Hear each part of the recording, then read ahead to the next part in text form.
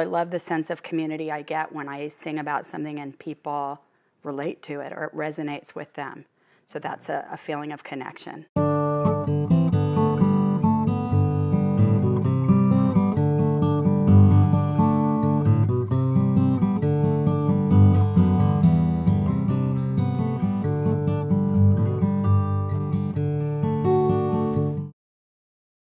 Well, a man might call a woman when he figures he's got something to say. If you really love me and think highly of me, call me up anyway. 'Cause when I can't be near you, I need to hear you. I get nervous as I can be. Well, my paranoia starts pushing me around, trying to be the boss of me. When you don't call, when you don't call, I pace the floor and I climb the wall. It's no good at all when you don't call. Oh, Lord, it tears me up inside when you don't call. If you could see me now, I could tell you how it would make your little head spin. 'Cause my nails are jagged and my nerves are ragged, look like something that the cat dragged in. I ain't slept for days and I'm in a haze and I'm constantly near tears. And there ain't but one thing, baby, that can calm my worried fears. But you don't call, no, you don't call. Oh, I pace the floor and I climb the wall. It's no good at all when you don't call. Oh, Lord, it tears me up inside when you don't call. Well, are you getting tired of me? I do not know. Did you run into a tree? Well, I do not know. Or were you tempted by a smile? I do not know. Or are you just too drunk to dial? I do not know. Oh, oh, 'cause you don't call. No, you don't call. So I pace the floor and I climb the wall. It's no good at all when you don't call. Oh, Lord, it tears me up inside when you don't call. Well, it just tears me up inside when you don't call. Lord, I'm all tore up inside when you don't call.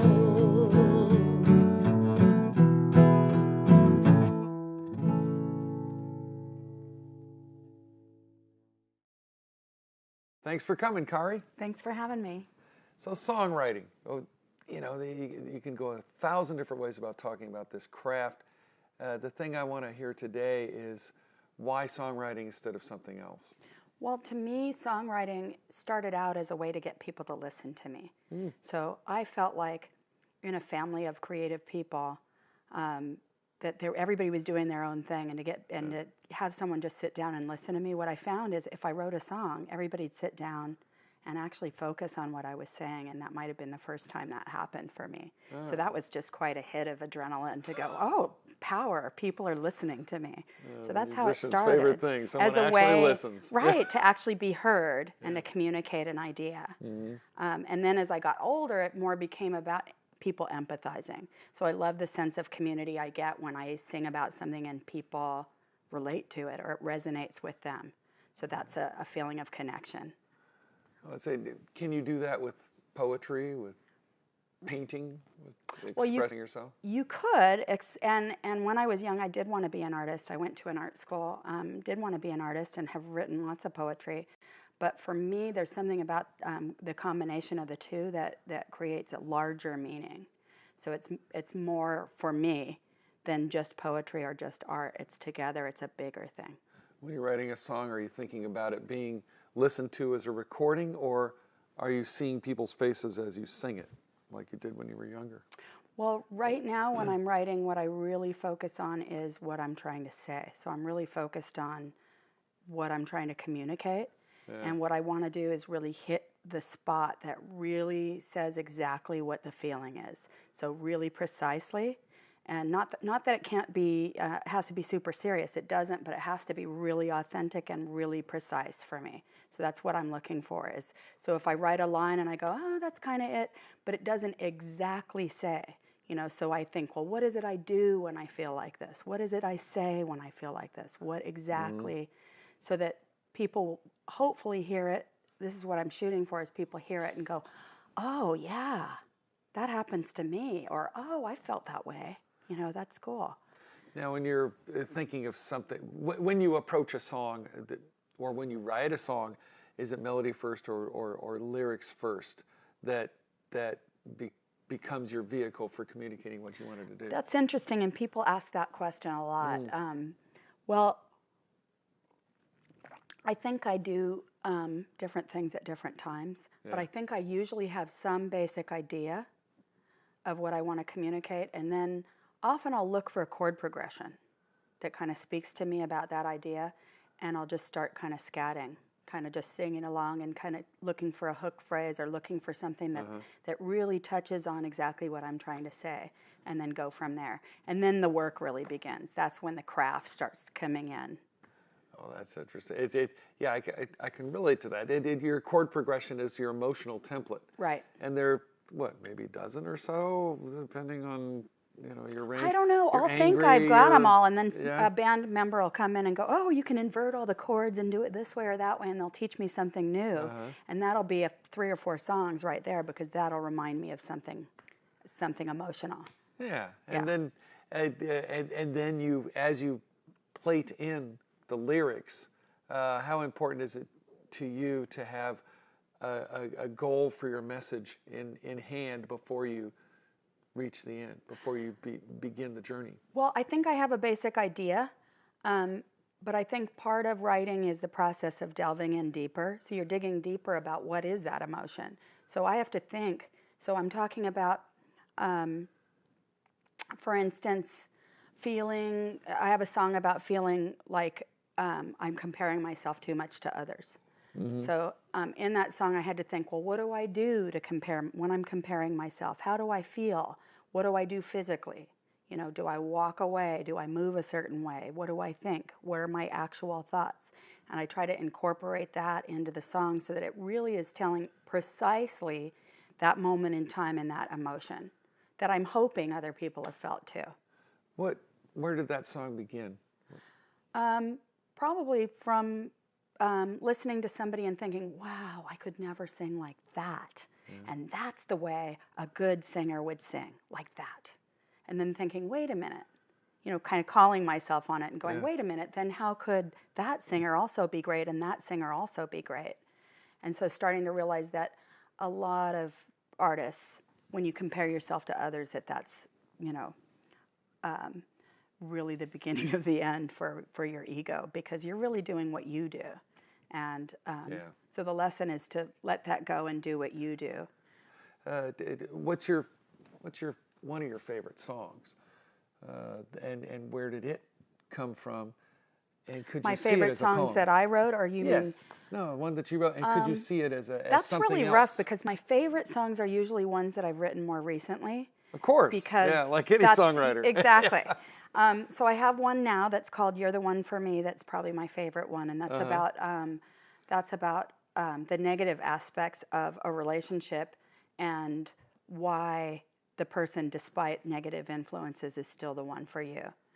And so I can think of a few songs like that. It's always a rich territory to go into, right? And I love that because it's about actual things that drive you crazy about someone. Yeah. The first line is "You drive me crazy." That's a good opening. But why the person is still the ideal person for me. How it turns around and becomes "You're the one for me." So that's my favorite right now. What's the chorus of it? You want me to sing it or say it? Oh, go ahead, sing. You got a beautiful voice. There's a bridge, but there's not really a chorus. But the bridge goes, "People ask what I see in you, but I keep it to myself. Well, let me just say, baby, I won't stray lest you put me on the shelf. Oh, you You drive me crazy. Oh, you made me mad. You called me lazy, but then you brought me flowers. We made up for hours. Now you're the one for me. Yeah, that's wonderful. And I could hear that as a poem too. I could read that as a poem. Okay, well, I could there's see your that on a answer card then. even. You know? On a card, oh sure. no. Sure, happy anniversary, baby. I'm a Hallmark writer now. Yay. Could you see that as a short story? I could envision that. Not my medium, so I don't know. Maybe you write it. I could see it. I could see it, beginning to end. But the way that you just conveyed that in melody, with the words, it fires different synapses in your head than reading it. Right, because there's the part where you're just like, you know, and people get that way with their spouses or their loved ones. But why do we love them so much still? So then it's turning it around. And actually, there's an element that I was feeling as you were singing, because your voice is so warm and it's beautiful. Oh, thank you. It's warm, and it conveyed the emotion through a whole different way than just reading. Because if I read those words, I'd get what you're saying, but when I hear you sing it, it's a fuller experience. Now, maybe poetry fans would disagree with me.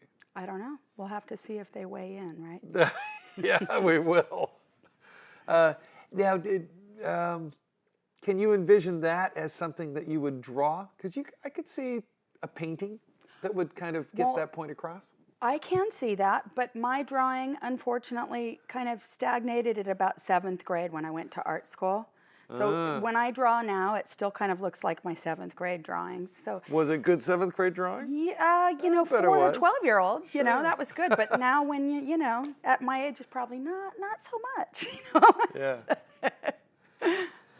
Well, it's songwriting is one of those things that you can take, as I said, in 1,000 different directions. And I guess in the very, very beginning, when you were a kid, can you remember, like, how many people did you have in the family that you were singing these things to? Well, I had a mother and a stepfather and a brother in one household, and then I had a dad and a stepmom and a sister in another family, and then a couple stepsisters. So little bits and pieces here and there. You don't have to fill a small little family theater, right. Right. And just about everyone in my family was some type of visual artist. So were they oral artists as well, or were you the only one? Pretty much. Well, my stepdad's a jazz drummer, so he wonderful jazz drummer. But he also was a metal engraver. My mother's an artist of many different media. My father's was a commercial artist and now is a fine artist. So yeah, pretty much. So as a crucible in your family, you could have gone many different ways if you were emulating what they did, but you chose songwriting. Did you ever bring home, was it just as fulfilling for you to bring home a painting and show it to mom and dad as it was to present them with a song that you wrote? Probably not, because I felt like the song could communicate what I was trying to say. So if it was like why it really wasn't fair what they said or did, I could write a song about that and kind of present my case that way. Did you really? Yeah. So yeah, I totally did. Well, and I even would like write them, and then I'd write a little note. I lived in a 2-story house, and my bedroom was upstairs, so I'd be upstairs, and I'd attach a little note that said, "I have a song about this, if you'd care to hear it." No. And then I'd toss it off the stairs, and it would go like floating down, down, down, down. And my mother, I could hear them laughing downstairs, and they'd go grab. Really? They'd grab it and open it up and go, "Well, we'd love to hear it if you have a song about this." And I'd go, "Well, I actually do." And I'd come down, march myself down, and sit down and sing, you know, this song about how things ought to be, or if the world was only fair, it would, you know, allow me, whatever it was, to stay up and see that late movie I wanted to see, or whatever. That is it. So, yeah, so I started early communicating with that medium. So I've been meaning to ask, how old were you when this was happening? I would say this is like 10 years old. I already would do that, yeah. And they probably weren't the best songs, but I think my parents got a kick out of them. Did you ever record any of them on a tape recorder or anything like that? Probably somewhere, but I haven't listened to them for a while, so I don't really remember any of them. Oh, but they would probably be embarrassing if I did. I might not admit it. Or they might just be really fun. They might, yeah. I mean, as a teacher of little kids, you probably get into it. Yeah, so as that was easy, that was a form that worked for me, and I continued, and as a teenager, I did that with boyfriends. So I would sing at parties. Songs that goes about, over big. Yeah. Actually the boyfriend would be so proud of like this great song and how, like it'd be like, oh, my girlfriend's so cool because she did this song, and it would just be dissing him. It would just be about what a jerk he was. No. And how wrong he was. And he still liked it? Yeah. No, that's a they'd whole be like other topic. pointing and laughing at him, but it would be so good, hopefully, they thought it was, and that, so it was a really good way for me to get a point across, even as a teenager. That speaks to songwriting itself as opposed to a poem. Because if you just read it as a poem, you'd get pissed off. Right. If I wrote a song, yeah. Yeah. One started, "You and your vicious smile put me in a trance. I should have known by now there's witchcraft in your dance." You can kind of read that a couple of different ways. 15-year-old writing, it was just very dramatic and very, And he was probably peeling everything he could good out of those. Right, that in right. between. And he was going, I'm addictive, Witchcraft. Witchcraft. Well, this Rock and roll, this has been really lovely. I appreciate you talking with me about this. Thanks for being here today, Kari. Oh, thanks for having me.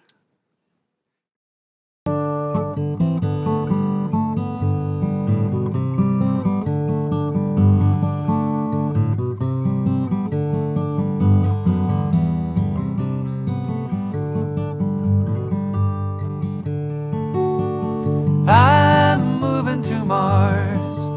Yeah, I think I'd like to try me out a life in the stars. My friends all say I need a place to air out my heart, so I'm moving to Mars. This life has been crazy. Sometimes I think I'm not really here. Every time I turn around, another friend is going down, and I can't see her face for the